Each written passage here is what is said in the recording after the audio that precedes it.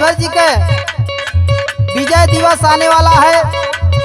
सभी राजभर समाज से मैं निवेदन करता हूं हाथ जोड़ करके 10 जून को जैसे अयोध्या में भगवान श्री राम लंका से लड़ाई जीत करके आए थे तो लोग दिवाली मनाए, ठीक उसी तरह महाराजा सुहेल देव जी 10 जून को 1034 बहराइच कुटला नदी के किनारे गाजी मियाँ का वधन किए। पूरे भारत में खुशहाली का लहर चला था। इसीलिए मैं अपने समाज के लोगों से कहना चाहता हूं कि 10 जून को आप भूलिएगा मत और ये गीत पूरे राजभर समाज में बजना चाहिए। कहना है, अरे हर 10 जून के राजभर कुल में घर घर दीपक जलैहा हो।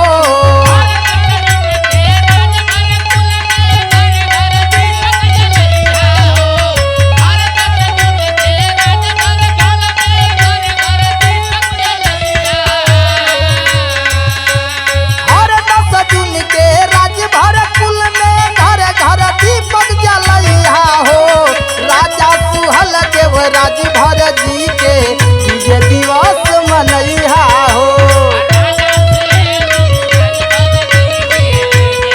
जाओ जाओ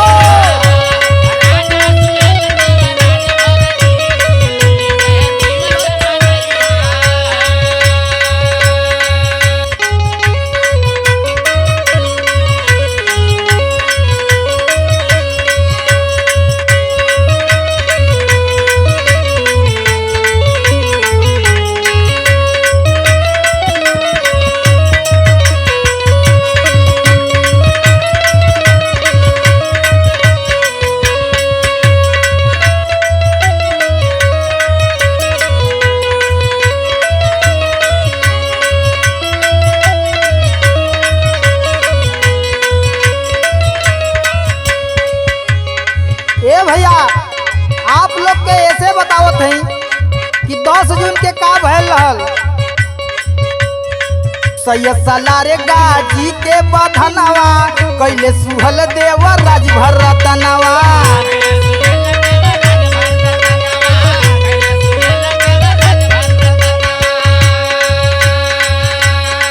सैयद सलारे गाजी के बधनवा कैले सुहल देव राजभर रतनवा।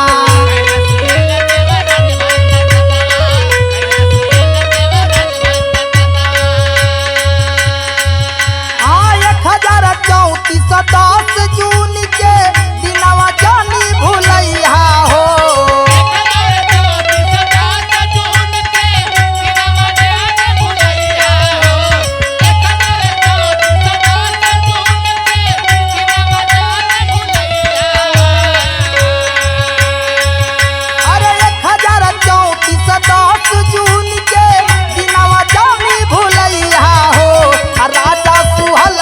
राजभर जी के विजय दिवस मनैहा हो।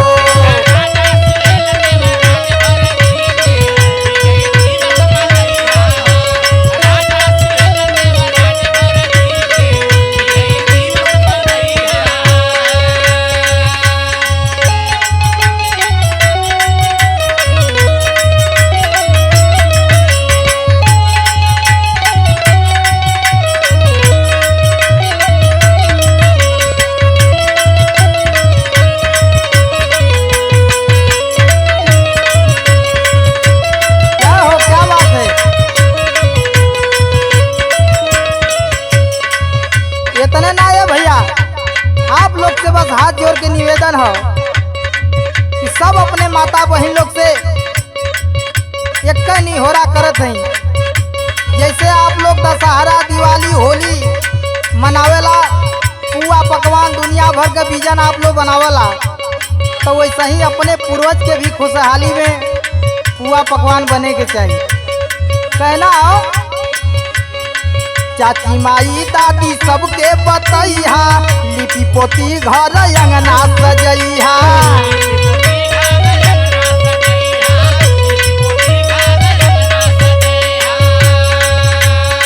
चाची माई दादी सबके बतैहा, लिपि पोती घर अंगना सजैहा। अरे हो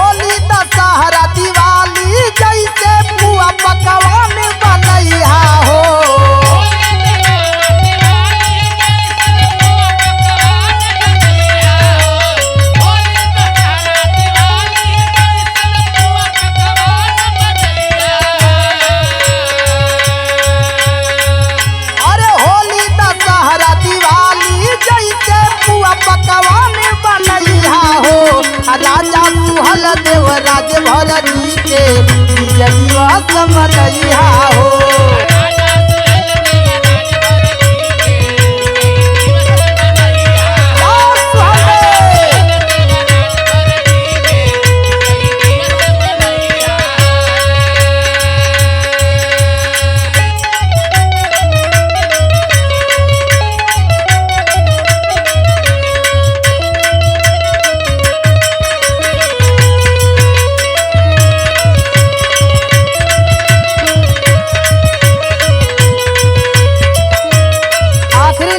कहना है भैया, अखीराज इंटरटेनमेंट के निर्माता बड़े भैया संतोष भारद्वाज जी और राजभर एक्सप्रेस चैनल के मालिक बड़े भैया अखिलेश राजभर जी का एक सपना हो।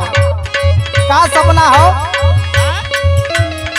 भाई संतोष अखिलेश के मिशनवा अब से जागा हो राजभर जवानवा।